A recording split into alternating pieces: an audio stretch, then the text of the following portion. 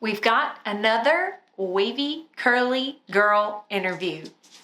Y'all ready?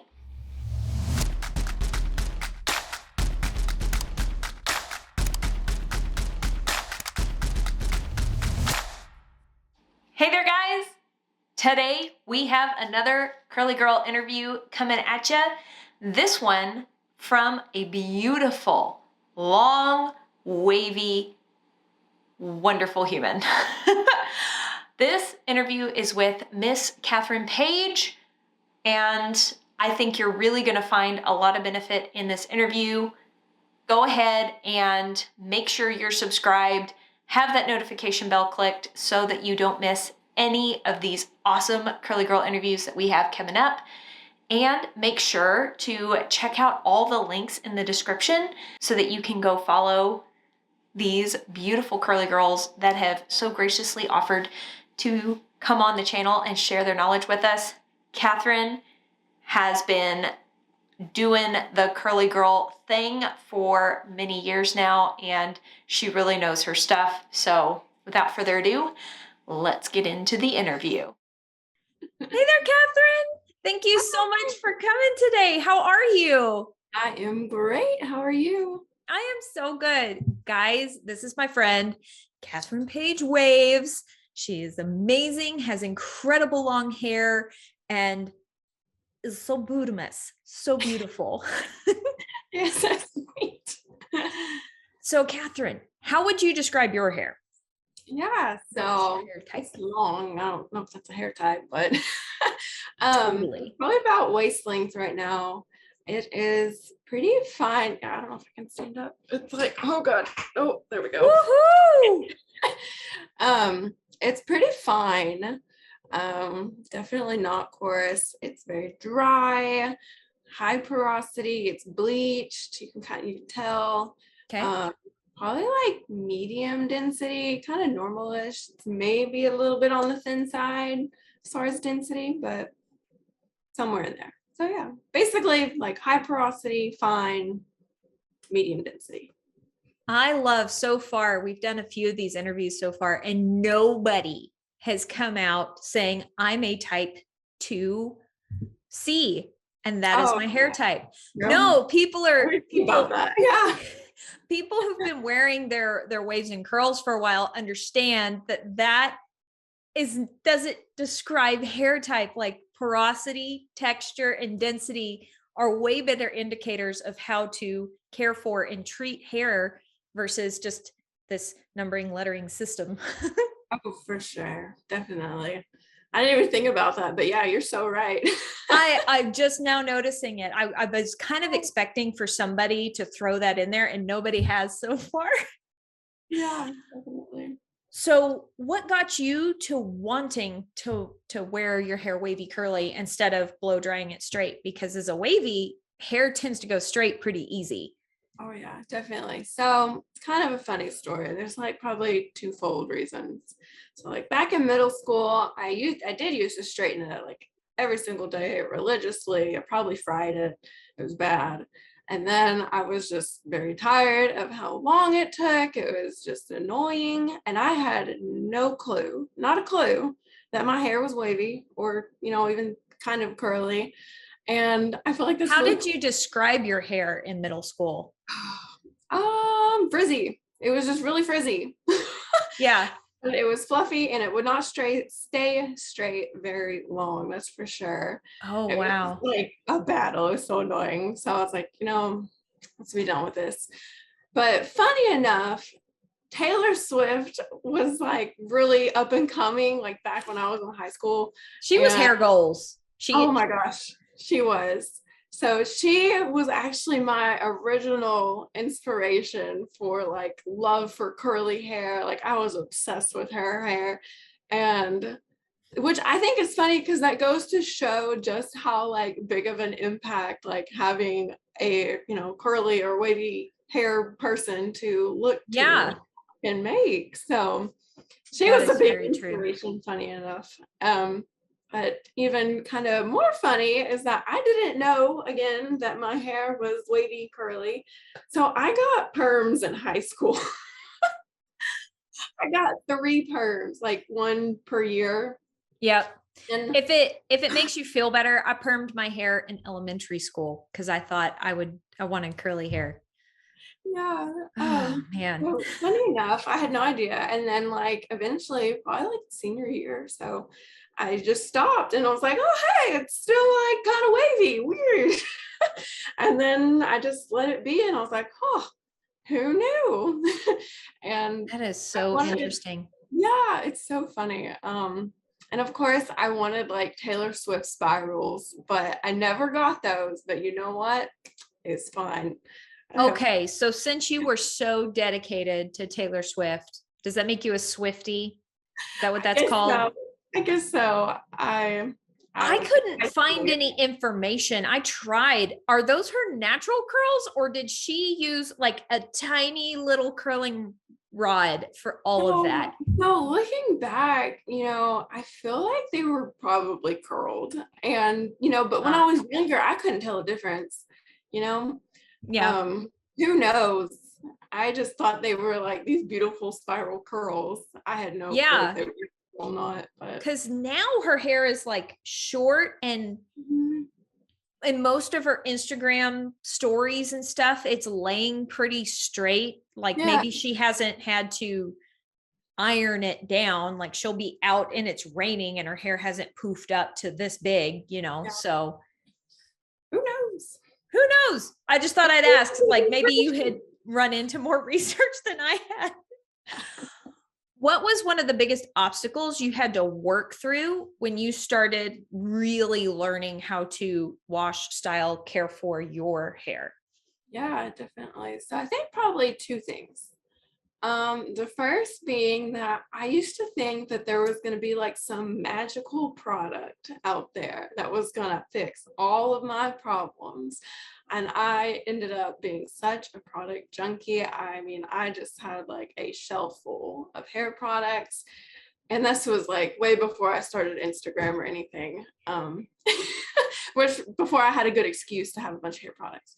But I True.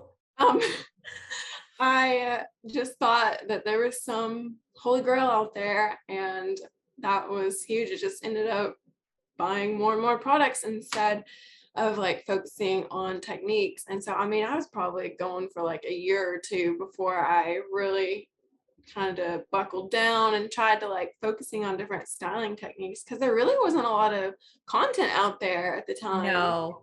Like on When did you tutorials. start exactly? Gosh, let me think. It was probably 2016, Oh 2015. wow. Yeah, like way Okay. before I had an Instagram. I had the obsession long before the Instagram.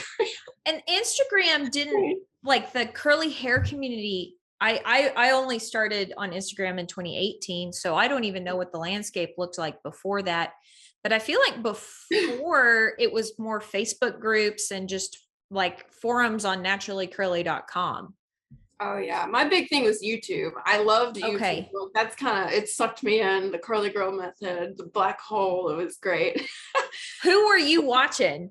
Oh God, my favorite original OGs are definitely India Batson and Curly Yep. Penny, which I know is now Penny Tobar, but Right.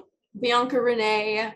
Those are some of my OG favorites. I still watch them and love them. But India Batson was a huge inspiration too, because I loved her hair.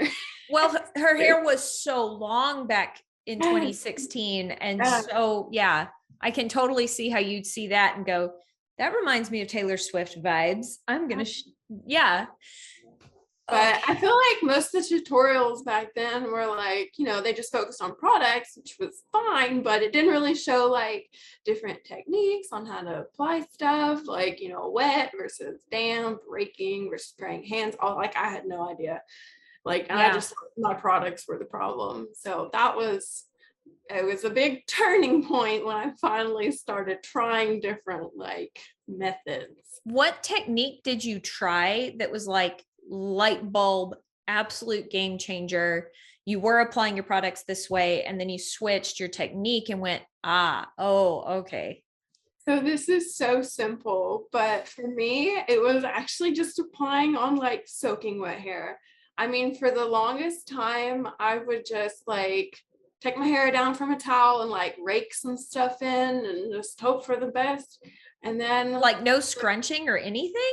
no, like I had no idea. Wow. But then I discovered like so simple, such a simple technique, just to do it on soaking wet hair instead. And that made a really big difference for me. Nowadays, I feel cool. like I can do it on either, like my hair's healthy enough. I Yeah. can do either damp or soaking wet, but I still prefer soaking wet. So Did you find that your hair has become, it sounds like you have, that hair has become less temperamental the longer you've done this? Like there's more wiggle room for error than there used to be. 1000%. As it's got healthier, it's gotten so much easier. I think I've also got a much less picky over time. That makes a big difference too. But like, man, my hair was just so dry and just frizzy, and I didn't know what to do with it. and now it's a lot better. Long. It's so long and beautiful, but longer hair does take extra care and attention. Definitely. I say one other thing. I know this is actually kind of a no-no and maybe an unpopular opinion, but something that made a really big difference for me was that I know I've heard you're not supposed to leave in your regular conditioner, but I have done it for years and it like, I don't think even like a deep conditioner moisturizes my hair like the same way that will.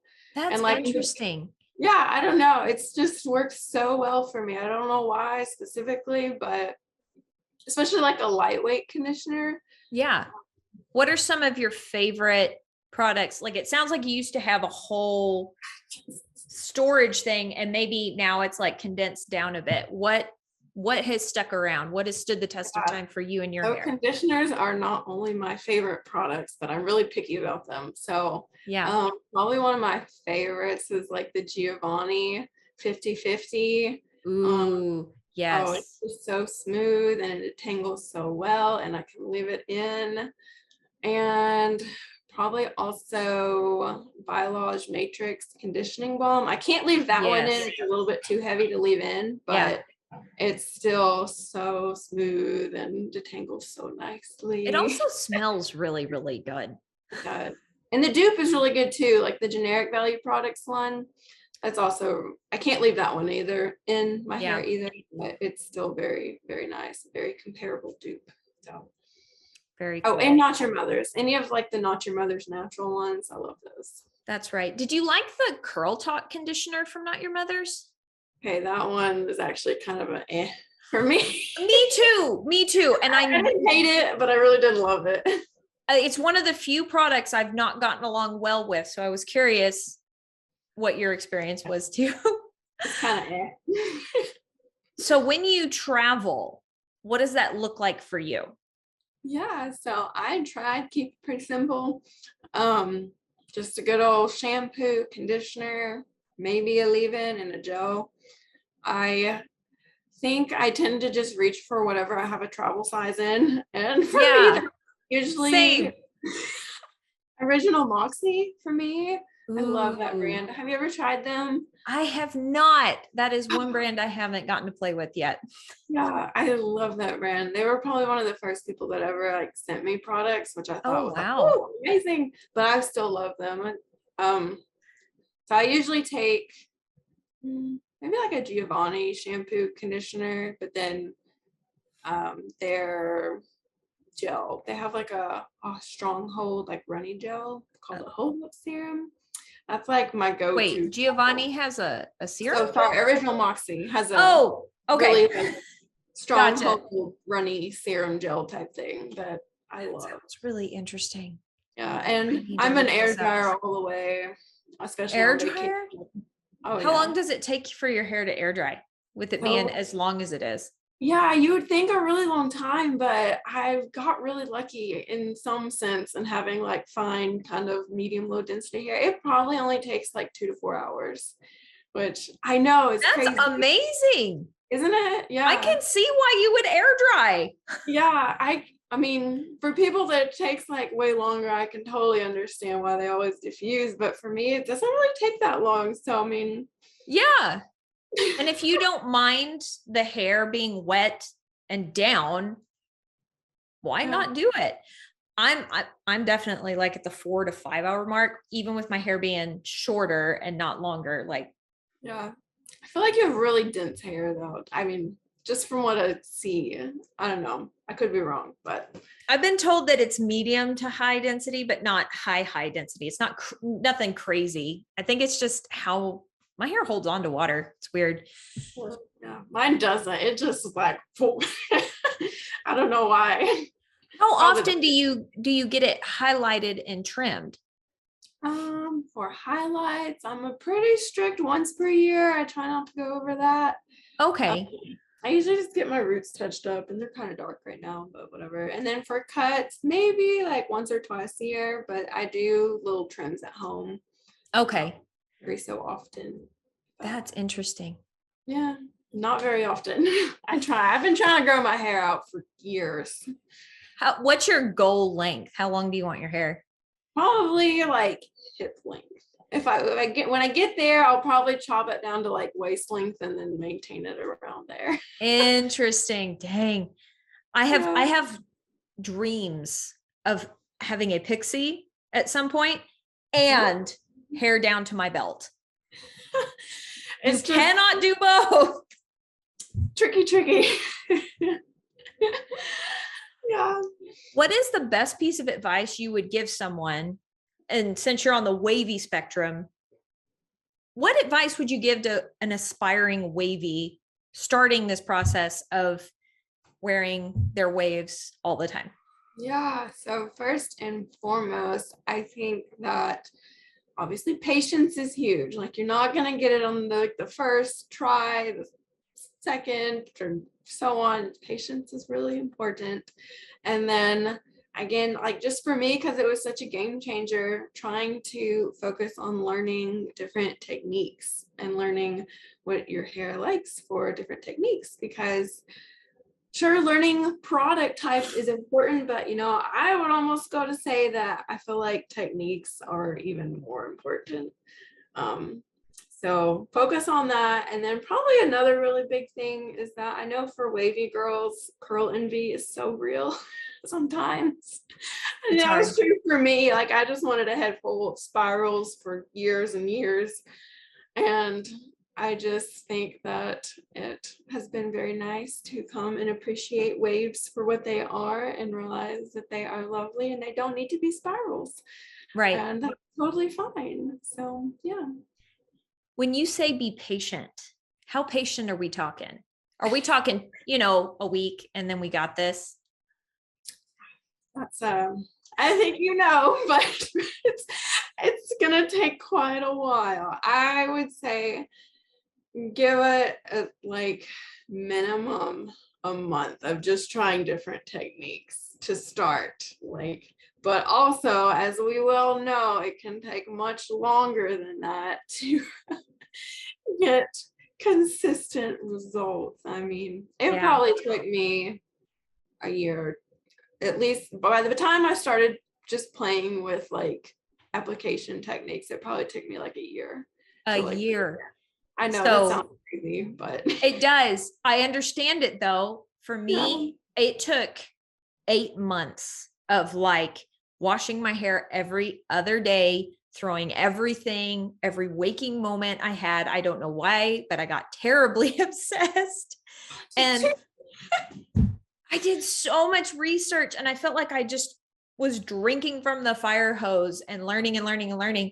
And at 8 months, I felt like I could get barely consistent results. Like I kind of sort of knew what my hair was going to turn out like for the most part. Yeah, I feel that so much. Definitely. Yeah. So like a year, how often do you wash your hair? Probably like twice a week-ish. Depends on if I've exercised or not. I mean, honestly, if I'm exercising, it can be as much as every other day. Or if I'm not, then like once a week. Right. There's really no rhyme or reason to it other than have I exercised recently. Well, because that you can wash your hair twice a week if your scalp will let you, which is awesome. But I think that also too, the number of times you get to practice the styling and drying process does affect how often or how quickly you figure out what your hair likes, but it still doesn't change how long it takes for your hair to become really, really healthy either.